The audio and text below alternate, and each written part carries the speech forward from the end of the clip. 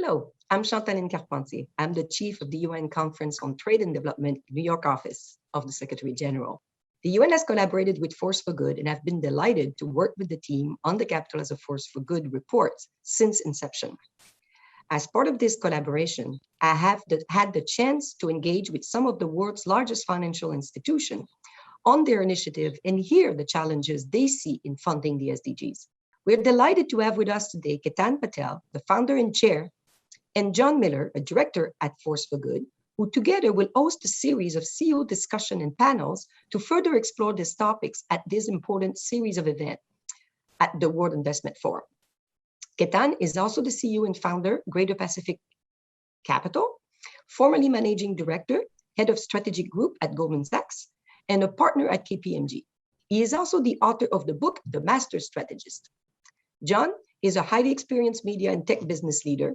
He is currently a partner at Advanced Capital and former director of BBC News Worldwide, as well as the former CEO of digital media at News Corp and former chairman and CEO of AOL.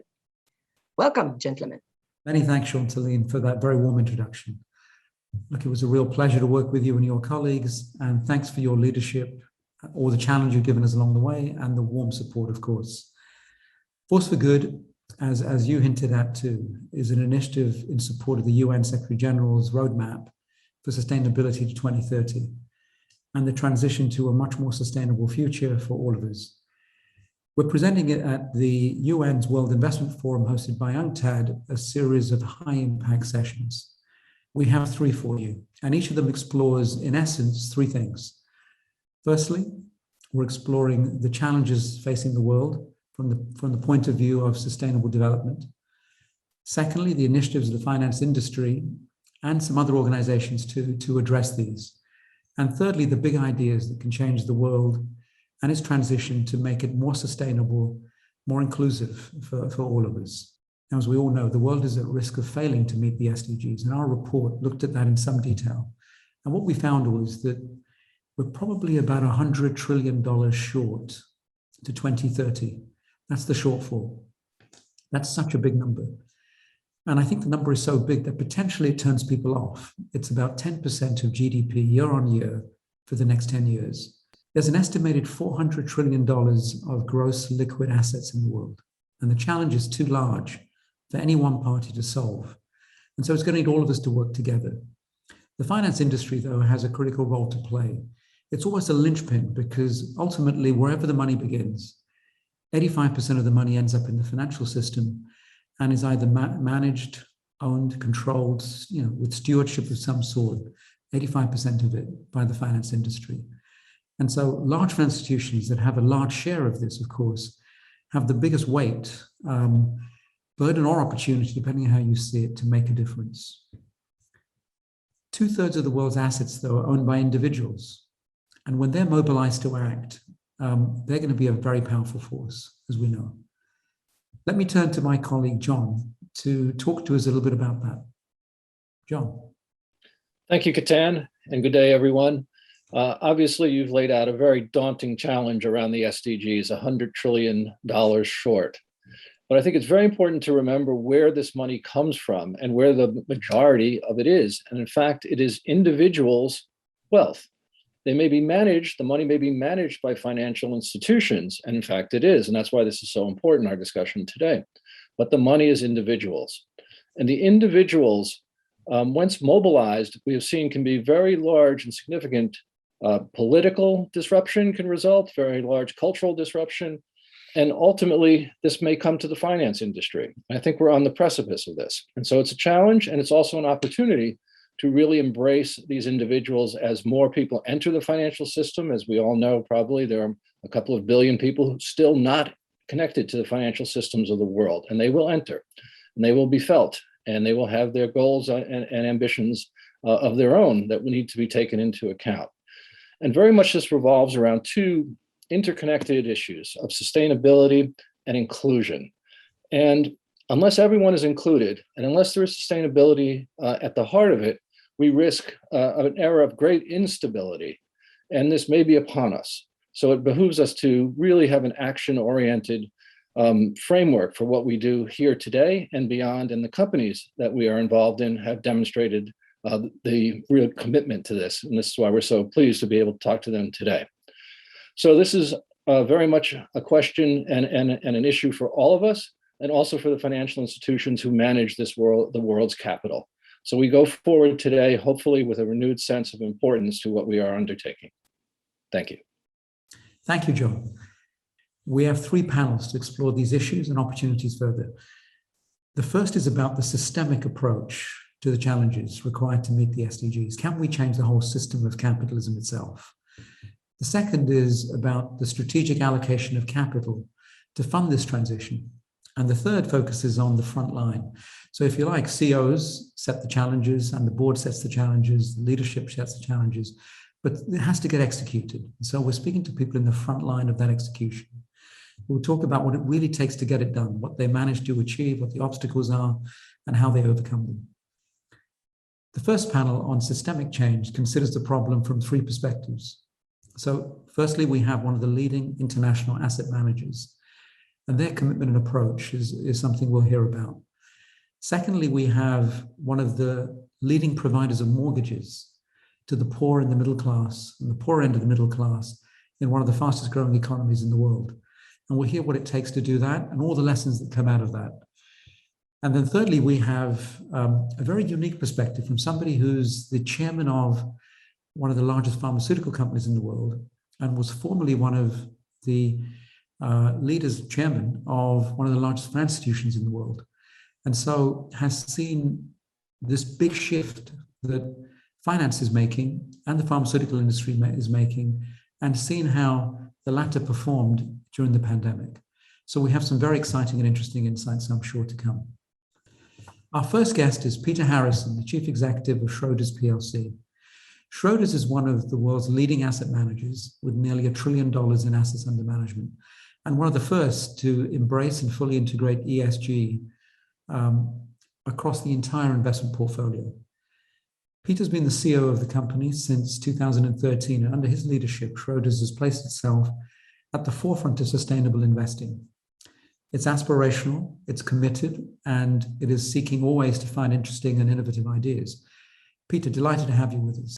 Let me start with the big picture as you see it, that is the challenges facing the world.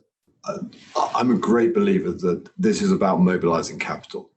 It's about mobilizing capital, aligning government policy, and creating an environment for the change to happen quickly. And I think, to my mind, the urgency that's required to make that change happen it sits with people sitting within businesses to actually start affecting change. But we've got to build the biggest industry in the history of mankind, and we've got less than 30 years to do it. So getting the capital flowing, getting the innovation happening, to my mind, is an absolute priority. Thank you, Peter.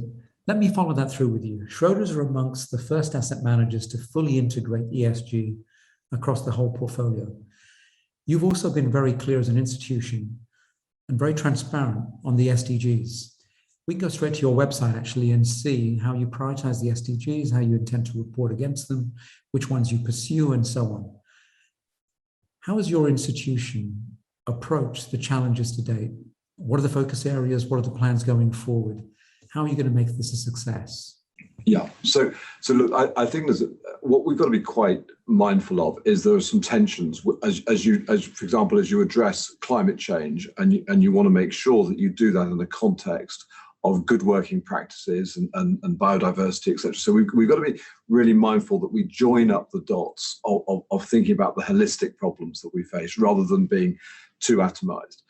But to my mind, that this starts with, first of all, making sure our own house is in order. So to me, that was about setting science-based targets for our own organization, being able to say that where we are as a business is clear and not being ever been a position where we are capable of being accused of not living our own medicine. But our opportunity is the fact that we look after $1 trillion of other people's money. And to my mind, how do we help redirect those businesses into areas that can affect change on the SDGs that we know need it? I mean, your own report said we've got 100 trillion has got to be redirected. That's a huge number. So to my mind, we've got to basically work through the channels, be it public markets, public companies, what changes need to be affected within each of those businesses, getting them to adopt science-based targets, getting the data, holding people's feet to the fire, clarifying the action plans that people are taking, and then working through that. Do the same in private markets. And I think importantly, and I think the next step is how do we direct more investment capital towards nature-based solutions? And that's an area that I think has been overlooked, because only when we do that can we effectively start to get the price of carbon properly engaged in people's mind, and the externalities that businesses generate properly priced into those firms. So to my mind, getting that mindset around carbon and those externalities will be a big step forward into recognizing that the profits corporates publish are not necessarily the real life representation of what that business has done. It's the profits minus externalities. And when we start adding in those externalities more appropriately, we will get a much better read on which businesses are good for society and which businesses are taking or producing a lot of externalities. And that to my mind, is what the role of the asset management industry is shining a light into those corners. Peter, very interesting. You've said three very, very interesting and important things that at least that I picked up.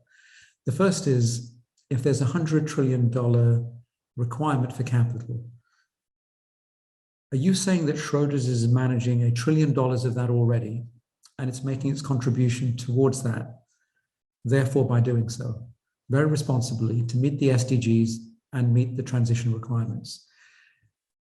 That's part one of my question. Part two is, you mentioned nature-based solutions.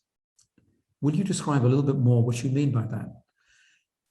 Thirdly, you spoke about externalities and how one prices those in or accounts for those. I'd like to come back to that one, but the first two, please, first. So first of all, we look after other people's money and they will set the objectives. But I think we have a moral obligation to do two things. One is to help them determine the right objectives for them. So that's, you know, and helping them understand the opportunity of putting a more sustainable objective around those funds. And even when we select companies for their portfolios, doing so with an understanding of the risks that those businesses that are not going on a transition are posing for that portfolio and for the client's returns in the long term. And even for the businesses that we do select, making sure that we hold them to account at every step of the way to make sure this happens quickly. And I think this point about the exponential nature of the problem is often misunderstood insofar as the more we can do now, the better. And too often we get caught in sitting in committees and discussing what we should be doing rather than actually seeing cuts today. So that's what I mean about how we can run our money. I believe that it is our obligation both to help our clients and to help the companies we invest in to make that $1 trillion work as hard as it possibly can. And we will find many new opportunities along the way. Wonderful. Very, very interesting. Nature-based solutions. Expand on that, please, Peter. What does that mean to you? So there are a vast number of projects around the world in blue carbon, green carbon, how we treat soil, how we treat river systems that can now be measured effectively with low-level satellite imagery, etc. So we can have a proper understanding about nature's natural carbon stores. And effectively what you can say to a client is that there is an opportunity for you to participate in the carbon credits that you are able to create by investing in those stores of carbon. And to my mind, that is, if you're running a major pension fund and your corporate sponsor, for example, has made a decision to de-risk that, that maybe they set a science-based target of reducing their carbon by 50% over the next 10 years, they must make sure they also de-risk and decarbonize their portfolio. And investing in nature-based solutions and being able to generate those returns will mean we can put a lot more capital to work not just in investing in wind, solar, and other technologies that will help, but also in enhancing the value of the nature that we have. And I think there's a big funding gap there today, and a big opportunity to apply more capital to both areas of the world that could do with it, but also natural assets that could do with it. Peter, does that imply that if you have an investment where they won't or can't do that, would you divest from that investment? Absolutely. I think at the end of the day, our job is to assess the externalities of a business, and now there are fiduciary obligations that many clients are under, but we need to be very clear that accounting profit is a pretty poor measure of what a business contributes to broader society. And so, to my mind, our role is to have a think about what a business really contributes in aggregate with their version of profit, but also the cost of the carbon they produce, the cost of the diabetes they produce, the cost of the social benefit of the training maybe they give their employees. And that holistic view is, to my mind, real profit. And those companies that don't contribute to that need to address why they don't. And we need to think about that in the context of the portfolios that we run. Peter, in pricing that externality, are there enough tools out there, enough information, enough standardization? Or do you think we have a long way to go still to achieve that? No, Ketan, I think you raised possibly one of the most important questions of all, that at the end of the day, this needs to be about data, because the only way we can keep accountability is by having good data. And sadly, the accounting profession is a long way behind. The general data that's available from corporates is a long way behind. We need workforce disclosure. We've got very limited, even carbon disclosure for scope 1 and 2 emissions, never mind scope 3 emissions. So getting people to adopt things like TCFD, driving that mindset change is going to be really important. And I hope that we spend as much time thinking about the long-term sustainability of a company in accounting terms as we do about short-term profit accounting, because to my mind, it's only when we do that can we really start to address this problem and get companies to behave in a manner which is long-term sustainable rather than short-term profitable. Is it profitable to do so, as far as you know right now, Peter, to take the approach that you're advocating and taking? Is that going to lead to outperformance? Yes. I think there is a lot of academic evidence starting to emerge that if you take this view, those companies that you find tend to, and the academic evidence is clear that you perform no worse in some studies, and in other studies you perform better. And to my mind, that's sort of self-evident, that you're managing risk in understanding the stranded assets, and you're also thinking about a business's license to operate. And we've seen many examples over time where companies have lost their license to operate and their market values have shrunk very considerably. So I think all we're doing is holding a mirror to things that people observe on a regular basis and now saying this has to be part of our transition to addressing those SDGs, because you can look at every business against which SDGs it can affect, what it's doing to invest against them, and say, okay, where are we on that transition? And that to my mind makes the portfolio far more interesting. And if I could add one more thing, Ketan, I think we often think of our wealth management in terms of quite simple things like how much return have I had and how much risk have I had. And if I think about my own personal experience, my wife's experience, when we sit and think about this, the impact that you've had, the third dimension of what you're doing, not just risk and return, but impact, is far more engaging for people. So being able to articulate that impact and being able to say to people, as a result of doing this, you've taken 30 cars off the road, you've planted 50 trees, their emotional engagement with what it is they're doing is far richer. So they stay with it and they are more prepared to invest behind it. And so I do think there's a win-win that will unleash more trillions of dollars to solve your problem that you've identified at the beginning, but will also give people a better experience and them feeling part of the solution rather than part of the problem. Peter, you've painted a picture of an institution that is holistically thinking about the problem of how we use the world's resources deploy them, and do it profitably. It sounds like a set of values. Is that what you're describing Schroders under your leadership doing? Of course, it's a long-term business. Is establishing a series of values around how you do this, backed up by the data, the investment thesis, and so on. Is that the aim? I think I hadn't thought of it in those terms, but you're absolutely right. At the end of the day, I mean, Schroders has been around since 1804, but the values that we've put at the core of it have stood us in good stead. But I think what we're recognizing as an industry, and this is much bigger than Schroders, is the demand from society is that we cannot cross the road on the other side and say we're just about investing in a business irrespective of how profits are made within that company. And once you accept that that is an unacceptable way of operating, then everything else is a natural consequence of that. So values is one way of putting it, but I think it's almost common sense. I mean, it's almost you cannot walk past on the other side given the world we're in. And then it's a question of the data to apply it to SDGs, to accelerate change and getting on with it. And thank you, Peter. Also, as we look at your data, we see that you have a commitment to the SDGs, and it's a very broad commitment. It's very specific to SDGs. Some of your themes are focused on the environment, some on health, some on wellness, some on inclusion. There's a responsible consumption theme and a sustainable infrastructure theme. And at the same time, you focused on net zero and the climate change challenges too. How are you thinking about the balance between people and planet, particularly? It seems as if what we have found is there's an overwhelming commitment in the industry as a whole to the planetary cause. And that needs to keep on going, of course. But there's a deficit also forming in financing people-related issues.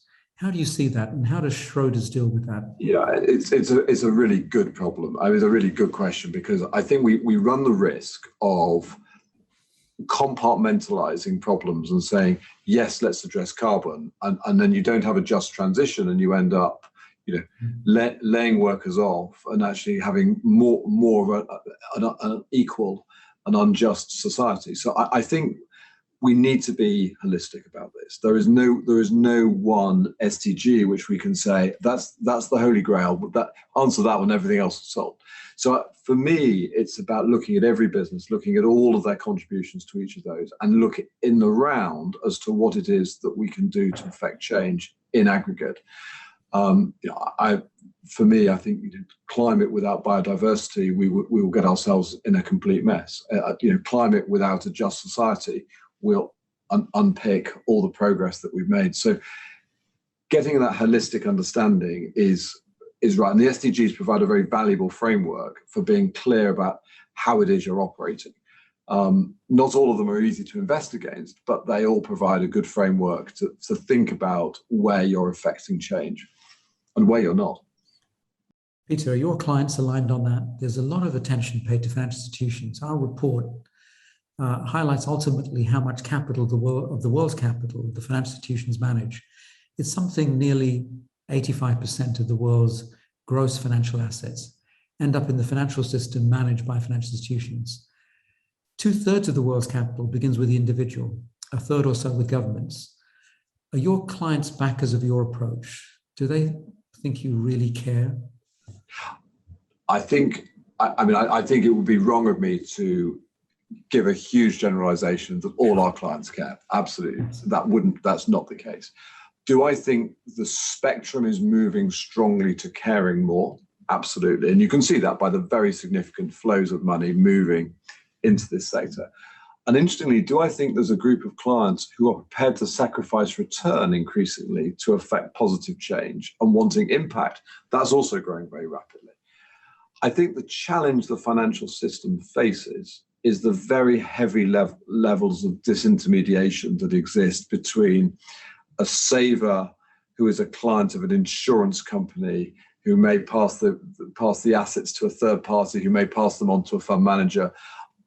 And how do you ensure that what that customer wants, that's 3 steps removed from the portfolio, is actually getting through and being reported appropriately? And I think the financial disintermediation is going to be a real challenge as we recognise that what individuals want, and the financial system is too far from that, and we've got to bring the financial system through, which is why I say data is so important, because if that individual could say, as a result of running his portfolio, he's doing all this damage, or her portfolio is doing damage, I think they may say, actually, that's not acceptable.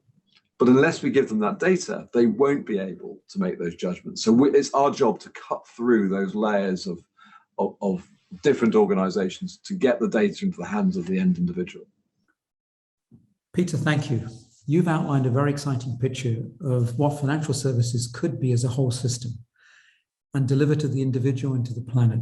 In the final minute or so, as we wrap up, is there something you wish would change to allow us to have more chance of achieving the SDGs, those targets, what you call the just transition and a better future for everybody?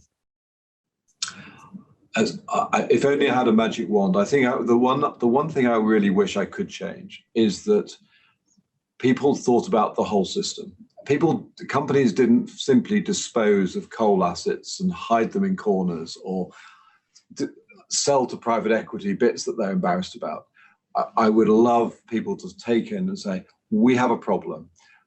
We must solve that problem, rather than we'll hide that problem from our shareholders by selling the asset, so that we can collectively look at the whole of our financial assets around the world and fix the total. And I don't think we'll get very far if we sweep the nasty issues under a corner of the carpet and pretend they're not there. So that's my wish, if I'm allowed one. Thank you very much, Peter. This was a very short session, and I think we could go on for a very long time. I very much appreciate what you've said. Thank you very much. Kevin, I've thoroughly enjoyed it, and thank you so much for the great questions.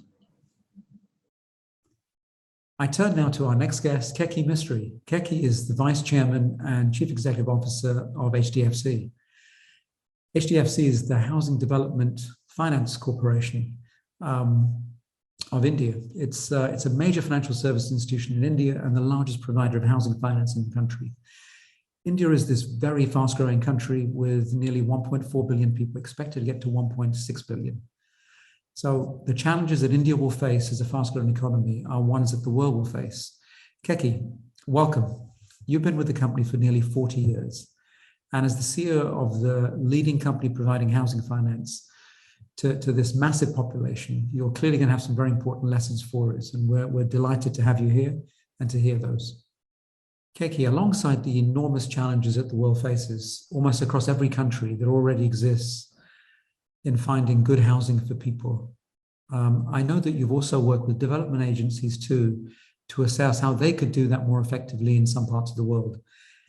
HDFC clearly has real depth of experience tackling this issue in India. Could you give us a brief background as to how that came about, the philosophy behind achieving that, the culture and values too, and the long-term approach, the sustainability impact that that's made? Thank you. All right. First of all, thank you very much for having me here on your show.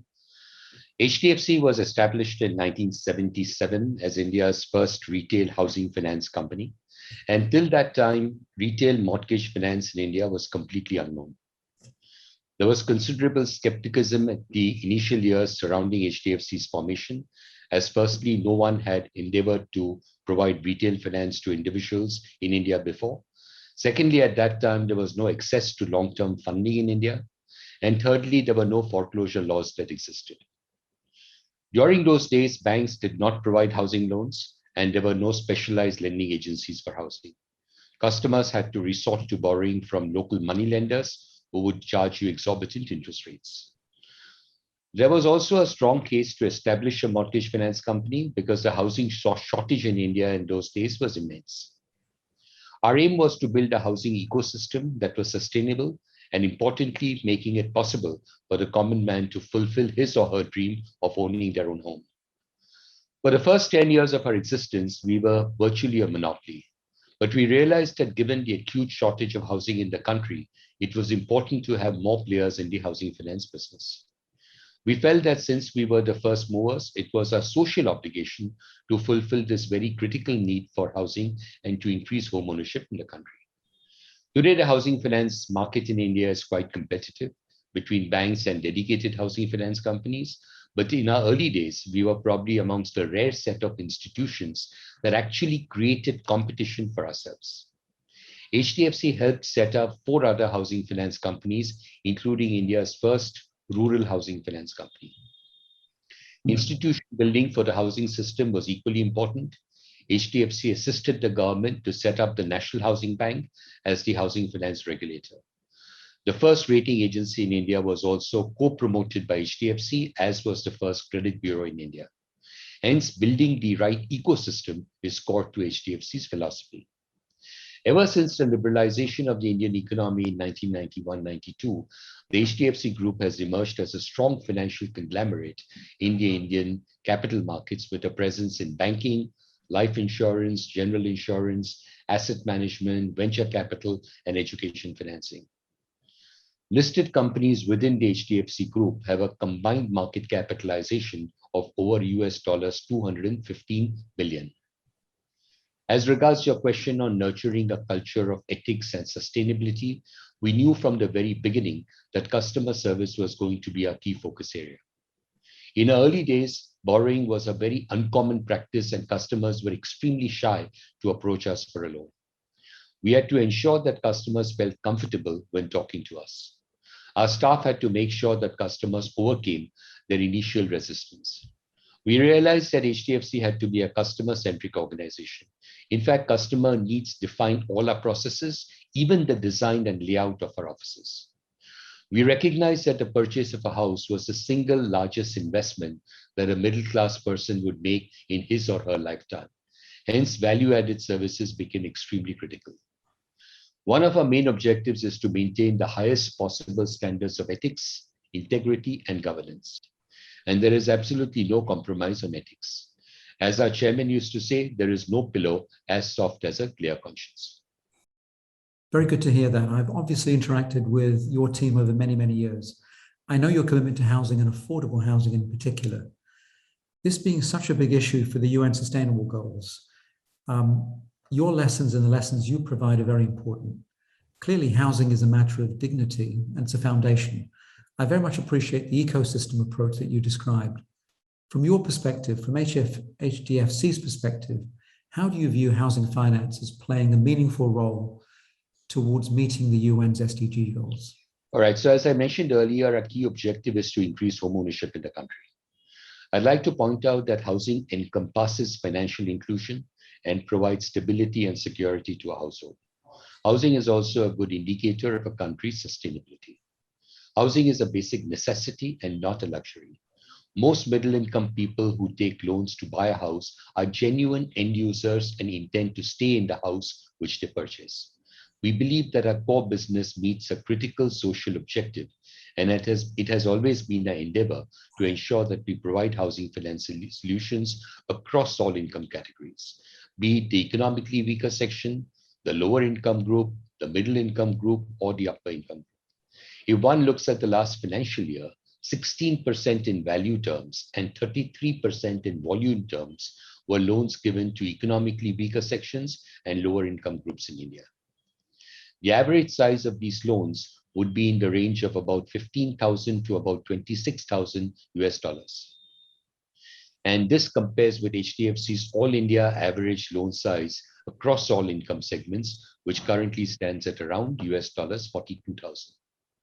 A meaningful move towards SDGs also entails partnering and supporting the government's mission through its flagship program called Housing for All. And one of the key components of this is a credit-linked subsidy scheme. This is a scheme that the government initiated for first-time home buyers, where the government pays an interest subsidy to the beneficiary upfront, thereby giving a helping hand to low and middle-income households to get a house. The government's trust on housing is a recognition that a rapidly growing country like India, with a large young population, needs more homes at affordable price points, which would enable more households to become homeowners. We have been the only institution to have crossed the 250,000 mark, and we have the largest number of beneficiaries under the credit-linked subsidy scheme. At HDFC, we look at inclusivity beyond income levels. Out of the total housing loans dispersed in financial year 2021, 48% were to first-time home buyers. Of the housing loans dispersed in that year, in the same year, 70% in value terms had women as owners of the property. These loans ensure women's property rights and that these are recognized and protected as their names are registered on their respective properties. Through our rural housing portfolio, loans are given to farmers, agriculturists, planters, and horticulturists. Our niche housing project, HDFC Reach, addresses the housing needs of those in the informal sector. Our focus is also on identifying deep geographies and micro markets to expand our reach to customers. Thanks to technology, we can expand our geographic footprint in a significantly more cost-efficient manner. Housing finance also meets the crucial sustainable goal of job creation. Housing is one of the largest employment generators in the economy, whether it is in terms of direct jobs and the indirect jobs that it creates in ancillary industries like cement, steel, power, etc. Keki, thank you very much for that explanation. We've come to the end of our time together on this very tight schedule on my discussion with you. But let me ask you a very important question. You've pointed to a multi-stakeholder system that needs to be involved to really solve big issues, which includes governments, regulators, the people involved in the value chain, which includes financiers, builders, and so forth, to deliver something which is a good product, which is green, sustainable, affordable, and in a size which is probably quite surprisingly small for most people in the world in terms of the housing size, and also in terms of the loan size. If we're transferring lessons to the rest of the world, what is your perspective, your ideas, and what the world needs to do to make a radical difference to raise the level of the world's people and planetary sustainability? So the pandemic that we've been going through in the last 17, 18 months has certainly widened inequalities, which lies at the core of any sustainability objective. At HDFC, since inception, we have always believed in the importance of helping build a property-owning democracy. The pandemic showed that there can be no greater security than a home. We also know that people who have homes feel like they have a stake in society and tend to be healthier and better educated as well. In India, though the demand for housing remains immense, the mortgage to GDP ratio is still very low at less than 11% of GDP compared to something like 20 to 30% across various large Asian economies. And this ratio is even higher if you were to look at the Western world, where the ratio could be between 60 and 90%. So long-term sustainability for us at HDFC would be to work towards increasing India's mortgage to GDP ratio so as to enable more Indians to become homeowners. The growth of any economy is closely linked to the housing sector. World over, this sector is considered as a significant catalyst to the growth and sustainable development of an economy. Access to decent, affordable housing is so fundamental to the health and well-being of people and the smooth functioning of an economy. Globally, one of the most critical factors is housing affordability. And fortunately, in India today, with stable property prices, very low interest rates, fiscal incentives on home loans, and rising income levels, housing affordability in the country has never ever been as good as it is right now. As per our estimates, this is arguably the best period in terms of affordability in over 2.5 decades. The pandemic has been one of the most scaring periods in living memory. Yet we at HDFC look forward with optimism that home ownership will increase in the country. And certainly the global sustainability agenda will need large amounts of capital and intergovernmental collaboration on a scale that we have never seen before. Very much appreciated, Keki. Thank you. Thank you very much for sharing these insights. Thank you for having me on your show. Let me switch now from HDFC and affordable housing to the intersection of global healthcare and the application of large-scale finance. I'm delighted to welcome Sir John Simons, the chairman of GSK, one of the world's largest pharmaceutical companies, and formerly chairman of HSBC, one of the largest banks in the world. John, you've straddled healthcare and finance, and for really scaled institutions for most of your career. placing you in a unique position to see the lessons that both can learn from each other, but also maybe other industries can learn too.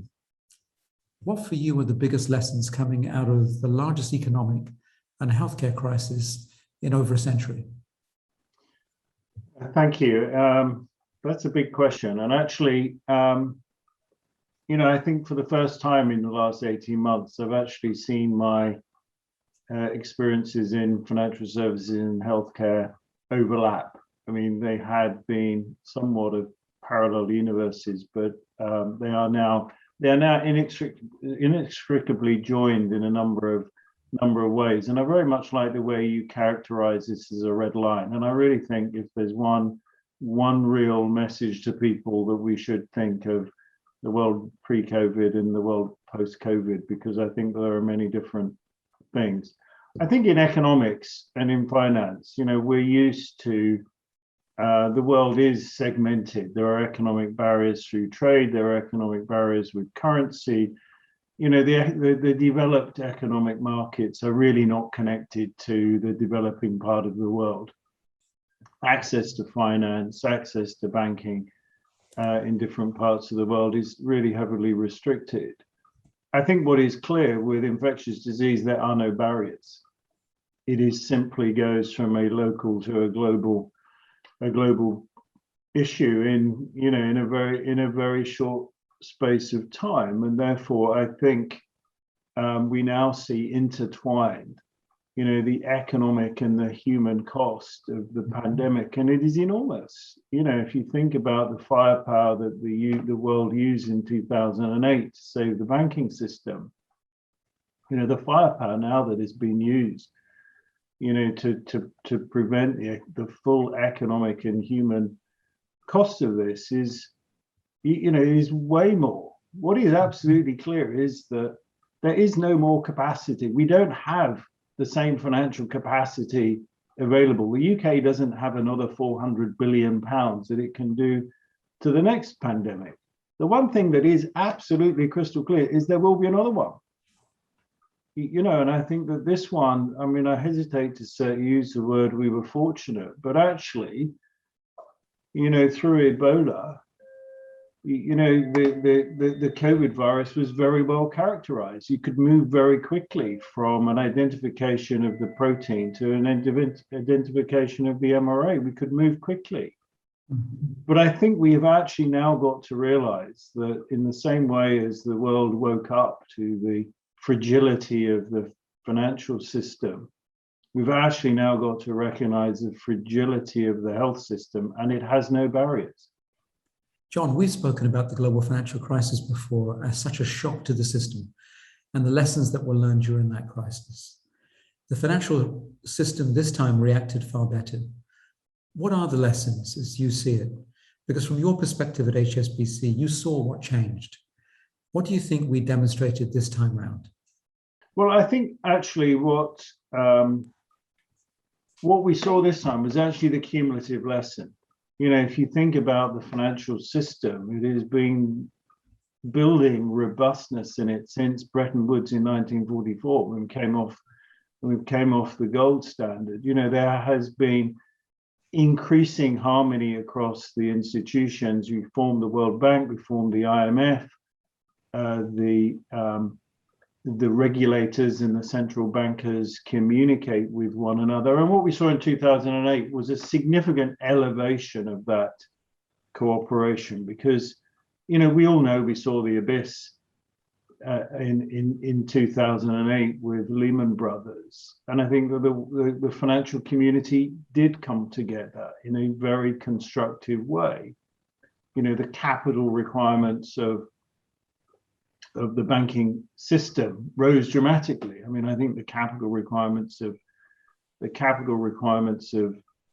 doubled. The resiliency of the system technologically, and so on. And so the banking system now is dramatically safer than it was today, than it was before. But it is, I think, the cumulative effect of the system since 1944. I mean, if COVID is health's Bretton Woods, we don't have 50 years to adapt to, a way in which we can seamlessly and rapidly react to these situations and provide the protection that the world needs. So I think that this is a massive moment in time for the world to really think through, what do global institutions need to look like for health? I mean, John, do you see us forming the equivalent of Bretton Woods for healthcare now that we've lost more than 4.5 million people in a very short space of time from an invisible enemy? Is it time to step back now and treat this as the aftermath? And I know we haven't finished, but the near aftermath perhaps to a war, and establish the kinds of institutions going forward that will help us in the next challenge that we have?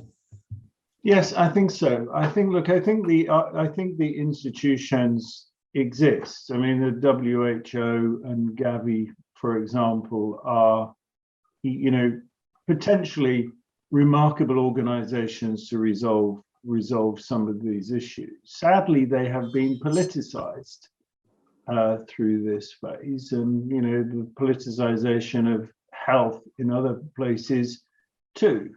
It is not acceptable, for the developed world to be talking about booster vaccine number 1, booster vaccine number 2, booster vaccine number 3, when the world has not had, most of the world has not had a single protective shock. So I do think that,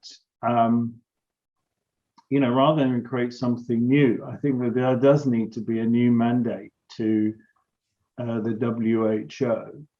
There has to be, in the next pandemic, there has to be rapid globalization of technology and rapid manufacturing of tech transfer and manufacturing to ensure that the world gets equal access, because we are still very, very vulnerable. John, how has this pandemic changed the process and possibilities for innovation for pharmaceutical companies? What have you seen change that seemed like it might take much, much longer, but this pandemic spurred to happen much faster?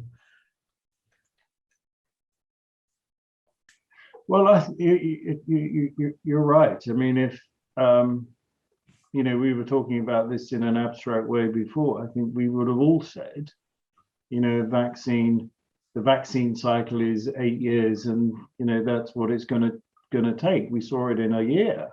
And I think that the lessons are, there's two big lessons. Number one, collaboration. I've seen in the last year industry collaboration that I've never ever witnessed before. As you know, the pharmaceutical industry is one of the most intensely competitive industries on the planet. Collaborations, partnerships were formed, between big companies, embryonic companies, big companies with big companies, big companies with academia, in a way that came to resolve a mission. So I think the collaboration between government, academia, and industry, I really, really hope that we don't lose that.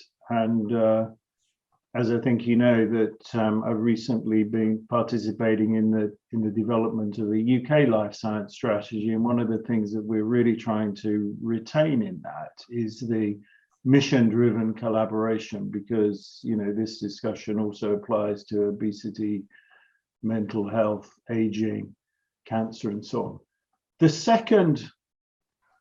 second really big lesson has been the rapid acceleration of technology.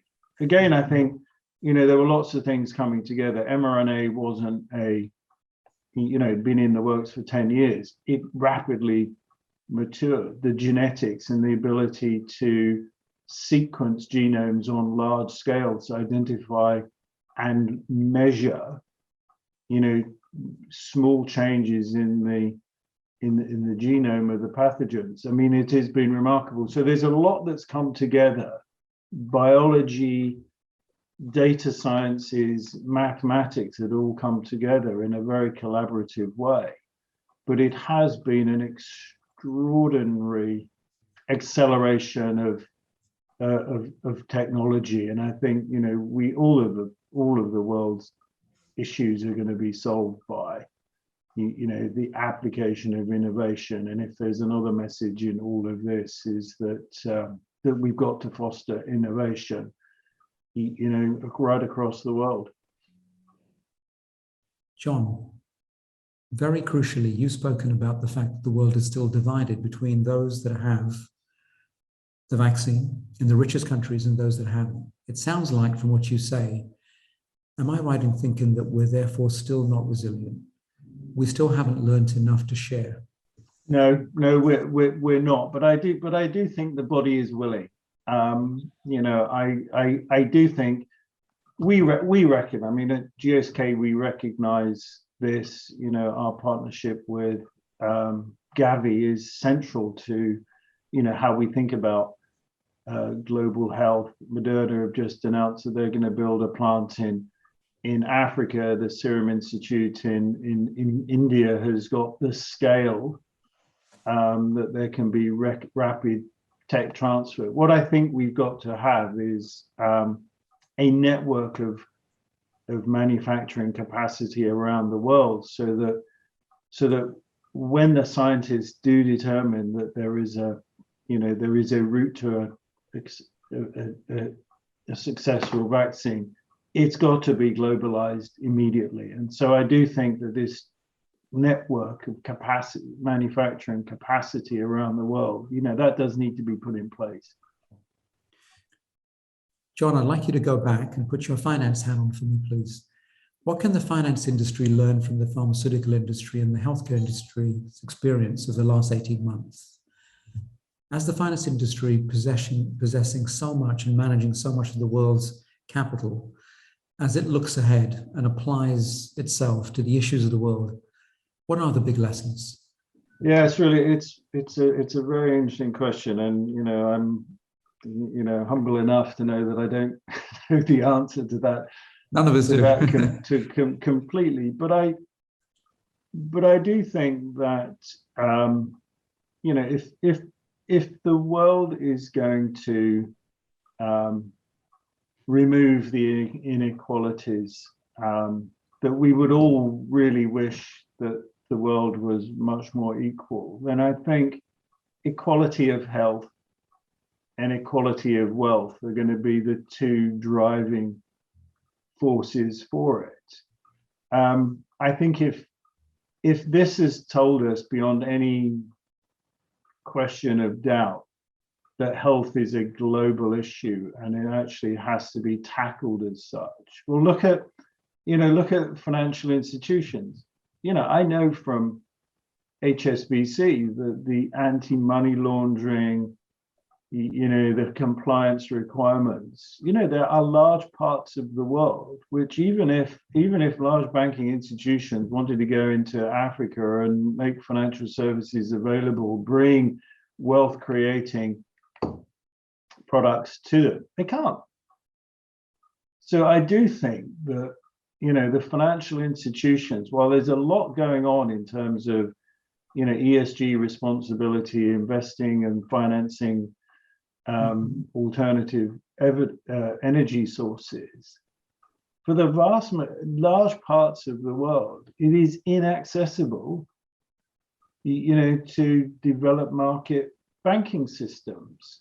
Interesting. I see the positive part of what you're saying. You're saying there is a system which makes finance resilient and it enables it to flow. And actually, during this last crisis, it's been stable as a result. For that to happen in all parts of the world, though, you'd need to raise the standards of all parts of the world so that the finance can flow there. And that's a very big challenge we face too. If it can't, then that finance isn't accessible to those parts of the world. There is a barrier to raising standards, which if we haven't raised them everywhere in the world, money can't really flow to where it's most needed. I understand. John, what does it take to make a step change in addressing the SDGs? These SDGs, they're wide in scope, affecting people, prosperity, the planet, the physical and virtual infrastructure, peace, and partnering. These are very big 5 categories that we've outlined in our report. If we're to address all of them, from your perspective, and combining all your previous experience, we'd like you to bring that to bear in just these last few minutes to a point where you can give an insight into how you think we do that. What does it take to get them really funded? Well, I think, it's keep learning the lessons. I mean, I really do think, I do worry that there is, you can feel a little bit of relaxation going on, especially in Europe, and you see it in the US and others, that, it's sorted. We can go back to life as it was. And I think that we have to keep pushing hard the view that the world is not safe until the world is safe. And we are still very vulnerable. I do think that there is, there's some recognition of this, in that, and this isn't the way to do it, that surplus capacity can now be applied to other parts of the world. But I do think that, that what we saw in 2008 and what we saw in 2020 with COVID are lessons that more cohesion, more collaboration, embracing the world, is the most important thing we can all do. And I just think that this message just needs to keep coming through, because once you get that point, yes, the SDGs becomes, they're in the flow then. And it's not pushing hard against it. But I do think that we have now got two really very real situations where the world together is much stronger than the world apart. And if you believe that, then you absolutely believe in equality and the SDGs. Very good. Thank you very much, John. Thank you. John, what a fascinating set of discussions we've just had. What did you take away from them, John? Well, I thought there was, many very important points made. Let's start with the fact that first, everyone of these senior leaders was tremendously engaged with the issues, knew them firsthand, and was clearly leading their organizations. I think in Peter's case, there a couple of quick things. One is where he was clearly leading. It was also that he referenced the push-pull and the push from his customers. So it's not just their leading, the customers also want to go there. And what he said that I thought really stuck with me is that we have to build the largest industry in the history of mankind.